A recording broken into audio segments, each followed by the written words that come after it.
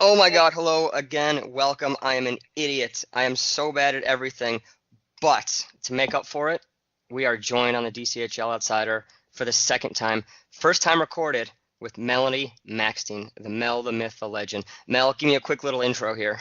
Sure. I'm Nell. I come from Pittsburgh. I got two kids.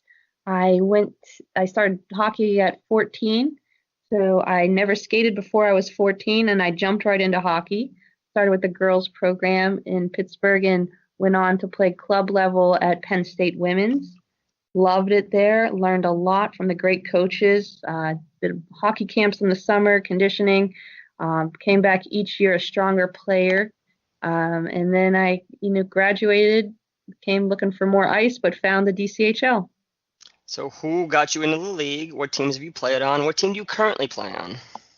I think I was playing some co-ed football, and I was on a site for co-ed sports, and Jessica Nayrod discovered me, hooked me, reeled me in, and put me out in Germantown. We were playing outside in the heat, in goalie equipment all summer, and eventually moved into Rockville. I started with Puck University. Took a couple seasons off with my first child Hazel, and then came back First Ladies. Loved the First Ladies. Did some tournaments with the First Ladies. Then had my second kid Brooks, and came back with the First Ladies for a little while, and now I'm playing in D2 with the Ball Hogs. Oink.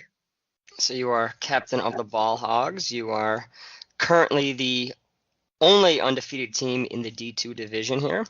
The only undefeated team in the D1 division is Puck University with your husband Jason on it. Those are the only two undefeated teams in the league right now. Did you know that? I did not know that. That's pretty nice. Let's keep it that way. A little random fact. Jason plays defense, you play goal. Just for reference, Puck University's goals against 14, Ball Hogs 13. So, Nice. so you are outshining him left and right. I'll make sure to tell him that tonight. Drop that random fact on him. Let him know we're thinking about him. Right. So I gotta know, did you meet Jason before DCHL or afterwards? I met Jason my junior year of college. Okay. Um, we were playing roller hockey against each other, and that's where he met me. Okay. Did you make the save or did he score? Well, he thought he was going to be cute, so I think he scored about He's four. always cute, Mel. Yeah, he's super cute. He tried to score all day, all game, try to impress a goalie by scoring on her. Didn't really make the right impression. He scored 4 goals, I believe, in the game against me, and went into overtime. High scoring game. I think it ended up being 9-9. And in the shutout, I stoned him, and we talked after the game, so it was fun. Okay, that's a nice little How I Met Your Mother kind of story right there. I've never seen How I Met Your Mother, so I have no idea what that show's about. I'm guessing it's about meeting the mother. Oh, Um, you need to try to watch that. so you are captain of the undefeated Ball Hogs here. What do you think makes this team so good right now? So good, so undefeated. I think we got a lot of energy. We got Ortiz, we got Evans, um, we got a lot of energy. Thorpe, we got Teal, Becca. There's just so many quality players, and everyone's really really defensive minded. I think that makes a big difference. We definitely get the shots, but everyone's hustling back checking. I can't say enough good things about the defense there. I the team it's actually weird. They have really lowish points per game. There's a lot of passing around. Everyone's contributing relatively equally here. There's a lot of good balance on the Ball Hogs. So your name might not be as accurate as you think. No one's hogging the ball on this team. I named us the Ball Hogs because I thought it sounded good. But when we were thinking about adding new players, the one thing that I keep thinking is I don't want any ball hogs on our team.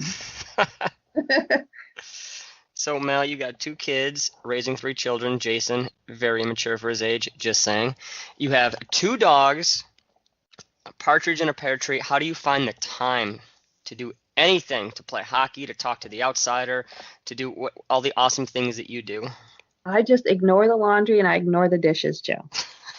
Dishes are overrated. They're That's all I'm so gonna say. overrated. Yes. Dishes are overrated. So, what are your dogs' names?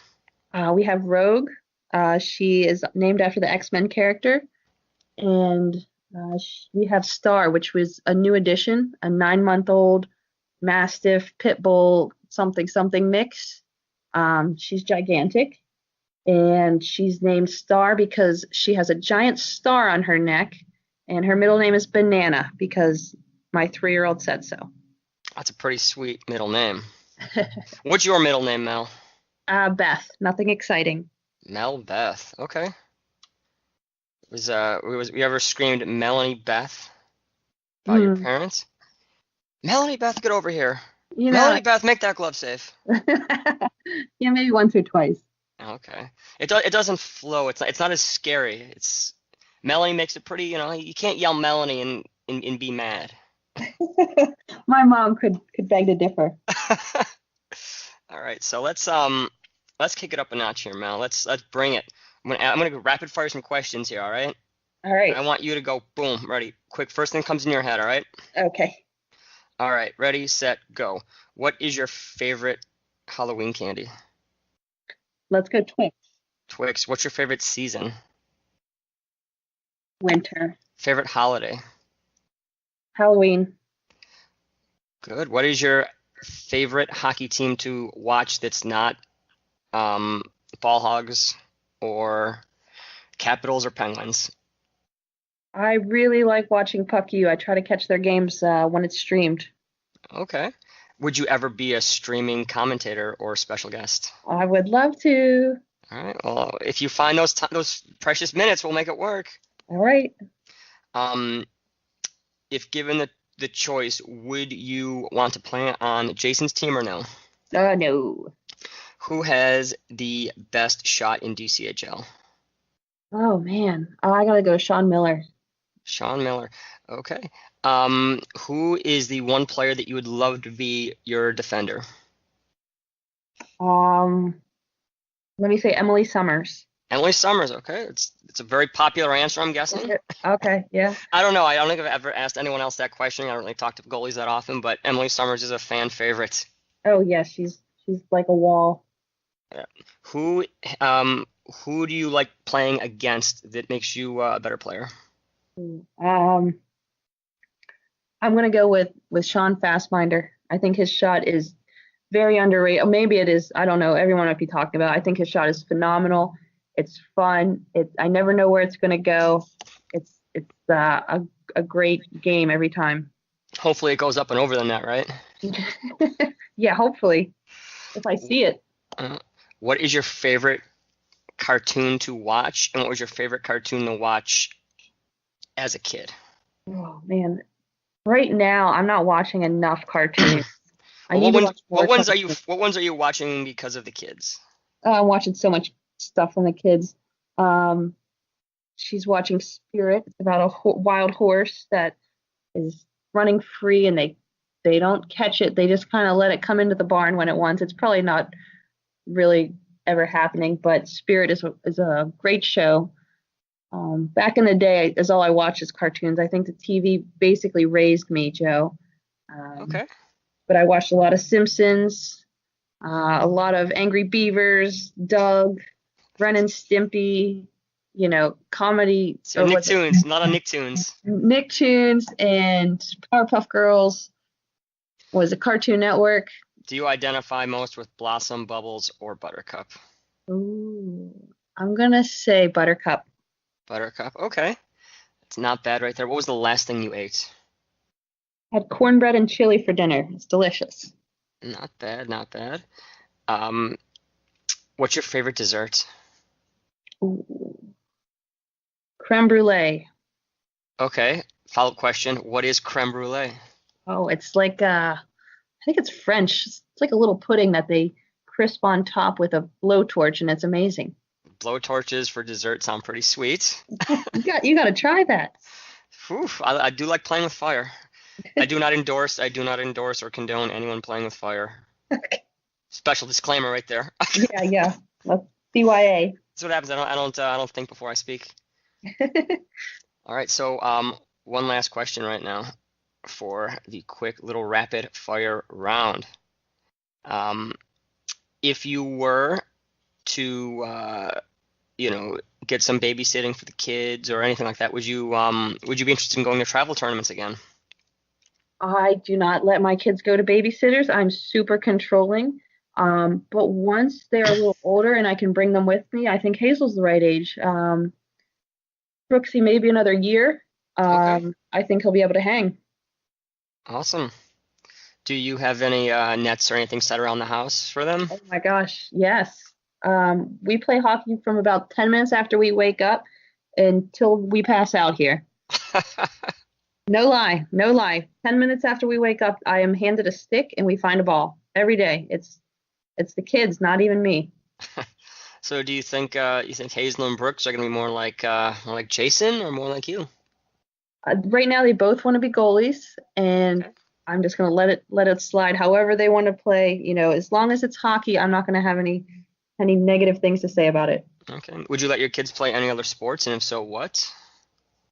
Um, yeah, I guess, sure, whatever. So Mel, what is the most awesome, greatest, coolest, super awesome hockey moment you've ever had? I've had a lot of really, really great hockey moments. Interestingly enough, some of my favorite memories are from my 6 a.m. practices in college, which I dreaded every night. The next morning, where I was going to go get up at 5:30 and walk my ass to, I don't know if I can say that, walk over You, to al- the you already rink. did. We can't delete it. Yeah, okay. But now looking back, those practices where the fog was still on the ice, were the first person to get out there. Man, it's just the best. Um, Making those friends, great moments. Looking back, those are my favorite memories. I also, my senior year in high school, we won the big tournament, and that was magical. What That is was the magical. big tournament? That would be states in Keystone State. Yeah, we go. Pennsylvania. That I is didn't play for pretty. high school. Our high school didn't have a hockey team. We didn't have an ice rink in our township, so we had to play for a municipal league, So what was the which team called? it was the Hornets. Just the Hornets. Yeah, that'd be Mount Lebanon. Mount Lebanon, if anyone's from Pittsburgh, Mount Lebo. We were the Hornets. I don't know how Hornets ice skate, but they did, and they were very good at it. Just for reference, I played on a team. I played very little ice hockey in my life, but when I played for like a year and a half, I was on the Buffalo Hornets. No way, buzz buzz. I was. We are Hornets together. There we go. No wonder we like each other, Joe. That's what we're just Hornets. I know. That is. I think I got the old jacket back at home somewhere. I have to find it, dig it up. Oh my God, I haven't thought of that in like forever. So you were a state champion? Yeah, for the women's under 19. So in girls leagues, it goes 19 and under. We actually had an 11-year-old on our team at one point, playing with 19-year-olds, which can get a little dangerous. But that's how they did the women's teams, and that's how we play. We had mostly 18 and 19-year-olds my senior year, so that's why we were such high competition. But technically, we could have been playing against 12 and 13-year-olds. So you're saying you gotta push around a bunch of little kids there, Mel? Is that the Yes. Hornet way? I was a goalie. I wasn't hurting anybody, but you took advantage of what you had to do. Once we got higher up in that tournament, it was very competitive. You didn't see any little kids, and if they did have younger kids on the bench, they weren't playing because it was Okay. very high level of play at that point. Okay. So I have one final parting question. Can I have your autograph? Sure, sure, You're a absolutely. state champion. That's pretty impressive. I'm like blown away. I'm like, how am I gonna beat someone like that? That's awesome. Back in the day, I think there were probably about 10 teams in the state of Pennsylvania. This is 2003, I believe. You can omit that fact when you tell the story next time. You know what? It was so real to us, and it was so much fun. Um, we had teammates going to play at Ohio State. We had teammates go on to play. Where else did they Penn go? State. Oh, Rochester, Penn State. Yep, we had two of us went to Penn State actually. Okay. Want to give a shout out to one of your former teammates? Stephanie Zabowski. What up? Wouldn't it be wild if she was just like randomly clicking through like Facebook and just found this and like heard her name? She'd love it. That would be so cool. But oh my God. So when are you going to be free for a second edition of Mel? Because I've had many requests to get Mel on the cast. Oh And yeah, we sure. finally did it. I Finally believe did it. whenever we can do this show, it's been a lot of fun. All right, so let's shoot for the next time you're free, which is in 3.5 years. It's so sad and true. All right, Mel, thanks for stopping by. All right, thanks, Joe. All right, bye. Bye. So thank you very much to Mel for doing the podcast. It was awesome. Good to get to know you. Good to get you out there. The league was requesting it. A lot of people wanted to hear it. So now we got a very awesome guest again. So that was pretty cool. Hopefully we get another one next week. Hint, hint. If you're listening, which you're not, but that's okay. So we got some DCHL, MDHL stuff to talk about. We got some other things to talk about. So let's just jump right into it right now. We had MDHL action. Woo! The Wu-Tang Clan against Green Monkeys here. Wu-Tang Clan come out to an early lead. Matt Kelly scores a goal, but responded by Bill Weeks. But the Wu-Tang Clan not going to give up today. They said Mike Farrell going to score a goal. Matt Kelly score another one. Joe Frew, sub-action, going to score a goal. And then Joe Frew, again, second goal as a sub here right now. Pretty crazy, if you ask me right there. Joe Frew subbing in 2 goals for the Wu-Tang Clan. It's underrated as the sub. I don't know where these goals are on his regular teams, but he's definitely making them jealous as the Wu-Tang Clan win 5-1 against the Green Monkeys. The Gwendolyn Guardians against the Blade Runners in the second game of the night here. Gwendolyn trying to stay undefeated, and they will as they win a 2-0 game against the Runners. Aaron Brown from Trisha and Teal and Aaron Brown from Becca getting a lot of love here as he gets both goals. So on that note, cover Aaron Brown. It's easier said than done, though, right? So, third game of the night, we had Islanders against the Rogue One-Timers here. The soon-to-be defending champion Rogue One-Timers in the minds of many. But on that note, the Islanders said, you better get your eyes checked. Oh, snap. Adam Healy comes out, scores for Islanders, says, we'll have none of this. Nick responds. Well, follows up, I guess, for Islanders, making it 2-0. Kevin Foley says, you know what? I'm gonna get one for One-Timers, but Mike scores for Islanders, Matt scores for Islanders, Mario scores for One-Timers, Nick scores for One-Timers, 6-1.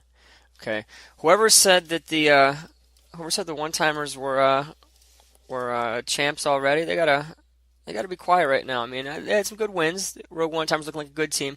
Ben Berger looking like a good player, solid in that. But this game was a little rough for him right now, and the Highlanders are able to break the undefeated streak of the One-Timers right now. So we will see what happens moving forward. But at this point, the Rec Division, contrary to popular belief, is wide open.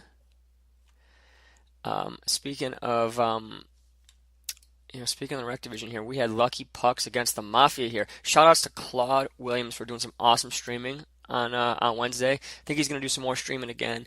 Believe the DCHL hype, okay? Claude kills it. You got to get there, watch some stream action. Give Claude a little love. He's doing a great job, as well as everyone else who does the streams. And if you want to do streams, make sure you message Claude. Hey man, I want to do a stream with you on a Wednesday, or hey, we do something Sunday.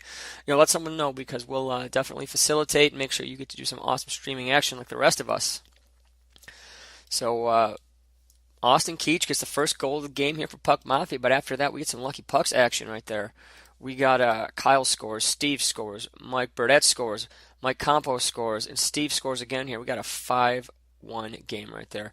2 of the goals were power plays. A couple penalties here for Puck Mafia. They were punished on both of them by the Lucky Pucks here. They come up huge, and that goes a long way for any team when you get the extra men and you're able to score on it. It really I mean, it's kind of like two-pronged. It kind of deflates the other teams that, we give them a freebie there, we're making it easy. But beyond that, it also it's a real self-esteem boost. Like, hey, we got this game. Don't worry about it. So that was a big win for Lucky Pucks, defending champions, starting to take form again. So we'll see what that leads to later on. And in the final game of the night, we had TNT against the Lords of the Rink here. TNT still doing a good job here. They are not defending champions, but they are rocking their undefeated ways, as always. And in this case, they get a goal from Chris Thorpe, and then a sub goal by Joe Frew again. If given the choice, I would kick Joe Frew off every team he's on, have him sub 2 or 3 times a week, and just watch the goals stockpile here, man. This is unreal. It doesn't matter what happens. He scores goals when he subs more often than when he plays. It cracks me up. So that was the MDHL action right there. We had we're approaching the halfway mark here. We'll try to do a recap later on and let you know where kind of let you know where things stand in terms of standings and all that stuff. But right now we're we got some good teams going on right now. Gladiators, Brendan Guardians and TNT seem to be just a bit better than the competition right now. But every team's got some points, and we're gonna hopefully see parity kick in and get some more close games here. DCHL action right now, right here. We had the Midnight Riders against the Lucky Sevens here. This was a great game for the Midnight Riders here. They kept the Lucky Sevens 0 shots in the first period. That's a pretty crazy thing to happen right there. But that being said, you can take a team out of the game here, but you don't score yourself, you're going to run into problems here. Ryan Cetri subbing for the Lucky Sevens, 26 saves in a shutout win. Unfortunate for the Midnight Riders here because Sam scores from Tom. And that's a 1-0 game right there. Riders defense did a good job here. Just some days you saw, some days goalie's just impossible to beat, and that was one of these days. Ryan Cetri comes up huge for the Midnight Riders. For the Lucky Sevens against the Midnight Riders. Woo! Little hiccup there, but that's all right. I was thinking about Ryan Cetri. Got me excited about some awesome goaltending action right now. So we got a shutout here from Pete Lang in the second game of the day. We had the Crazy Eights against the Gwendolyn Blue Knights.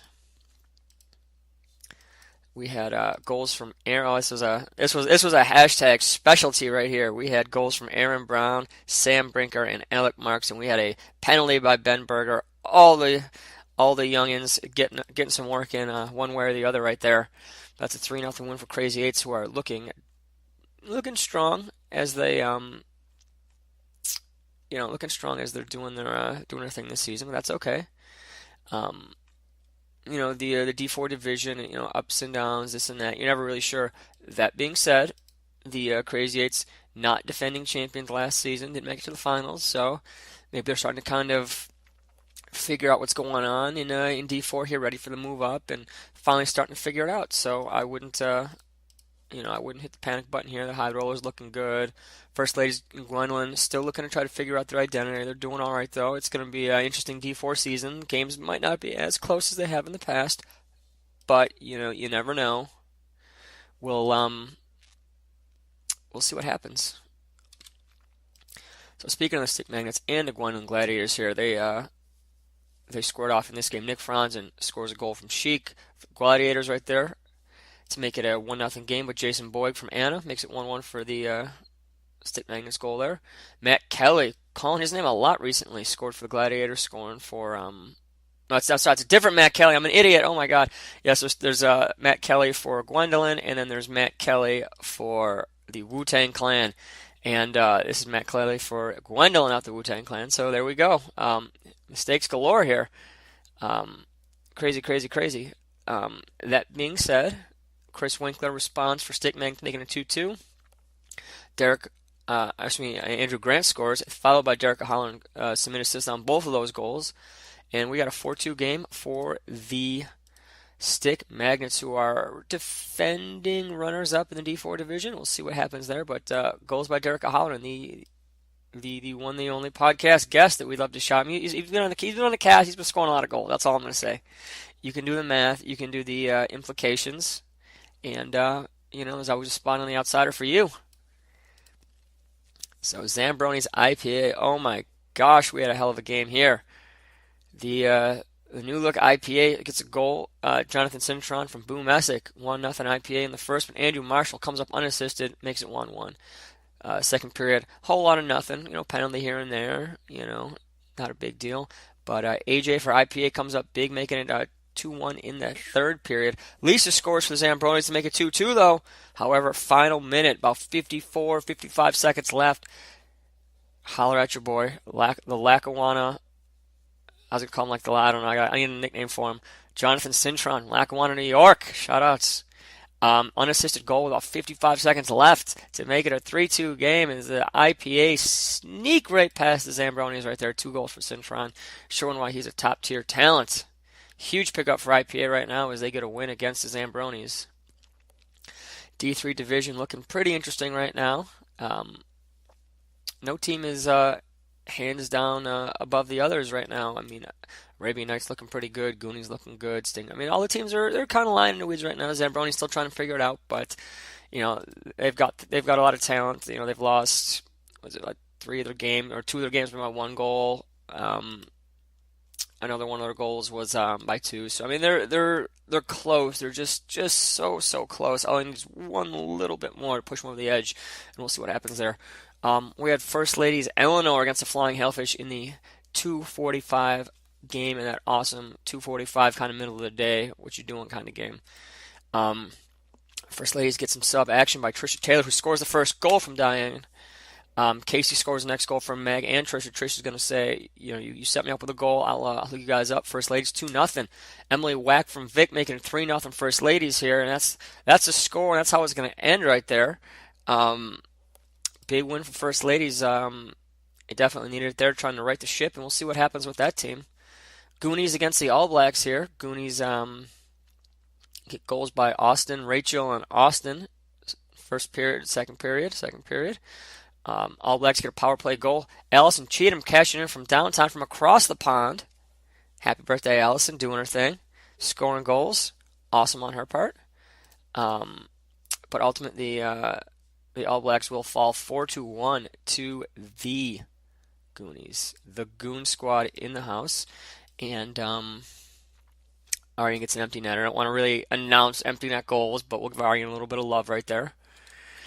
First Ladies Jack against High Rollers here. First Ladies team's on a roll right now. Alex scores for the High Rollers, making it 1-0, but Vic responds from Brittany and Sari, making it 1-1. Jenny O scores on the power play here from Brian Dimitri. Big goal for her, making it 2-1. Brian scores from Dimitri, making it 3-1, but Wendy's going to respond, making it 3-2. First Ladies chipping away. First Ladies, are they going to get there? Are they going to get there? No, they just fall short. It was a great game for First Ladies there. It's disappointing to, you always want to win every single game you play. But, that being said, the High Rollers team they're looking like a real force in D4 right now. And First Ladies did a really good job keeping up with them, scoring some goals, getting some offense right there. So, I think the First Lady teams are starting to figure it out, halfway through the season, getting some of that chemistry, and we'll see what happens. Jeez, I hope this is recording. I'm all paranoid now. Arabian Nights go against the Stingrays here. Amit scores for the Arabian Nights to start it off. Opening the floodgates here. Sam Brinker scores, Adam Marcus scores, and Aaron Brown scores. And that will be 4-0 for the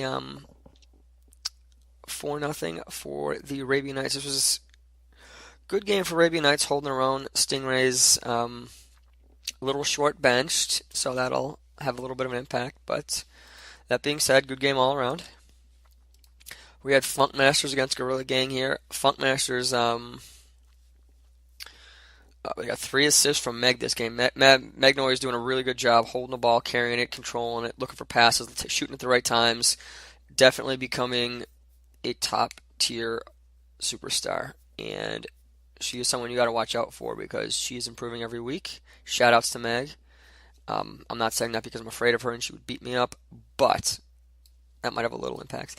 But no, Meg made a sick pass on the first goal, held it. No, it wasn't the first goal. It was maybe the second goal. I don't know. I forget. She had it. She made a sick pass backdoor, held it, right in the slot instead of just turning, shooting it, or instead of, doing something not so great with it. She held it, threw it across, backdoor, found a freebie. That was a big goal for Funk. Just being able to hold the ball, carry it, make plays like that, it goes a long way. I know a lot of players when they get the ball, they get a little flustered. They tend to shoot first or tend to just, dump it or do something like that. But if you want to, transition your game and up your skill level, a lot of it comes down to make sure you're maximizing the value of every time you touch the ball. And a lot of that involves holding it longer and all of that. It's, I generally say, this is going to be our little, hockey tip of the week that, you take it for what it's worth. It's so hard when you're learning hockey or you've been playing for a while and you're still not confident with stick handling or shooting or carrying the ball or anything like that, and you kind of just go with the instinctual, hey, I'm just going to get rid of the ball as soon as possible because I don't want to mess up. And I think the most important thing you can do with that ball is carry it, try to make your best decision, but at the end of the day, you're going to have to screw up with that ball on your stick 1,000 times before you start doing everything right. I mean more than 1,000, 1,000,000 times. The number of times you have to have that ball and just stick handle it away and lose it, or try to throw a great pass and just have the window close or flub it or anything like that. The amount of times you have to do it poorly before you start getting it right, it's a learning curve. And I tell this to a lot of players who play in the lower divisions, especially Rec and D4. If you want to get better, or if you want to have getting better is great, but more importantly, if you want to have more fun, hold the ball, carry it, stick handle it, get comfortable doing that, because when you do, you'll be more involved in the game, more involved in the play. You'll be doing more, and it goes a long way. And you're gonna mess up. Everyone messes up. Jake Berube, the ball goes off his stick. Bill Weeks flubs a shot every now and then. It's just everyone's gonna mess up. So, get your mess ups out of the way and then improve your game. So don't worry about it. So Funk Masters get a 6-2 win right there. Good game for Funks. Definitely needed it right now. D2 division looking kind of hard to predict right now. Ball Hogs kind of throwing things off, but Funk Masters holding their own. 4 points behind. The Ball Hogs right there, all it takes is, one win here, one win there. The Ball Hogs just got to falter, though, and that's the problem. Ball Hogs undefeated so far, as Mel will tell you. We had Untouchables, Youngbloods here. We're getting a primetime action right now. Jay Hunter scores for Untouchables, assisted by John Gramlich, but Kate scores from Josh Bush. Brad Wilson scores from Kate. They're just going to, give me a goal. I'll set up Brad for a goal. We get Chase with a goal from Nick Brown, and then Nick unassisted first, and then Chase from Nick here. Nick and Chase hooking each other up right now. We're in Browntown, not Aaron Brown. They got to get Aaron Brown on this team. That'd be hilarious. That'd be crazy. Nick Brown, Chase Brown, Aaron Brown.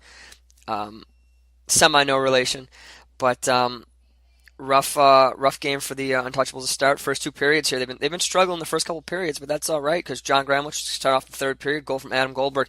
Adam Goldberg going to say, hey, John would do you one better.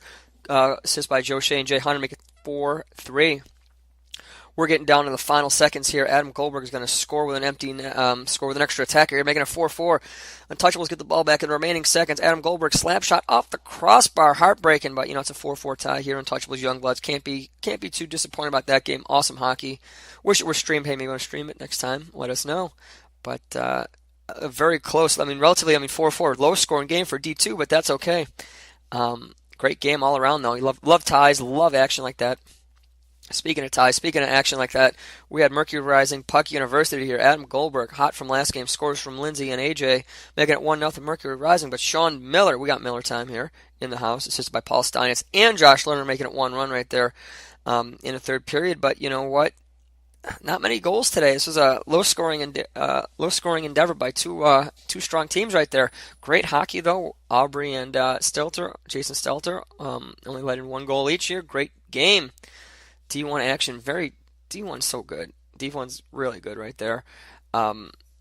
Mercury Rising, a couple of hiccups in the last few weeks, but they are trying to right this ship.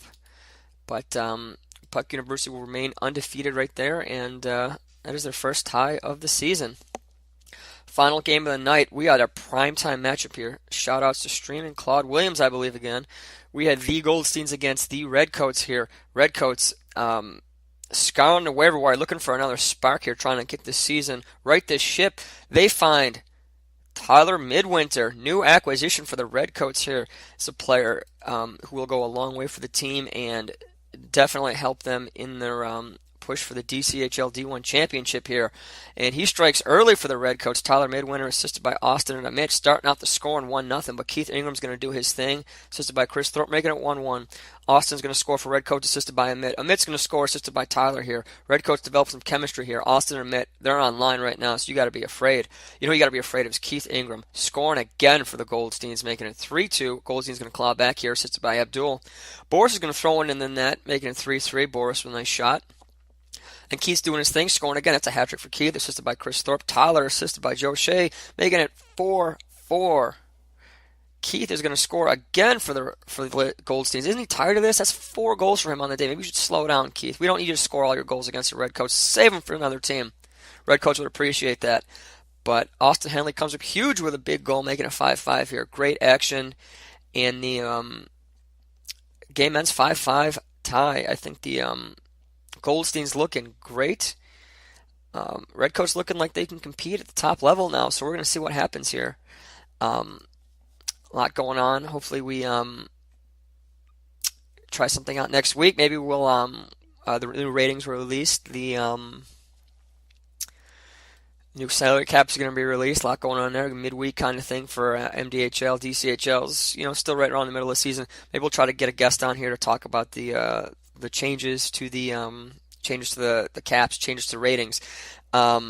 We need a naysayer here. We need someone to say where the ratings committee got it right, where they got it wrong, players to watch, and things like that. So, beyond that, we're going to have some more exciting action streamed Wednesday. I believe we're going to try to stream some more Sunday. If you're interested in being in the podcast, let us know. Make sure you follow us on Facebook at DCHL Leagues. And have a great day, and we will catch you at the rink.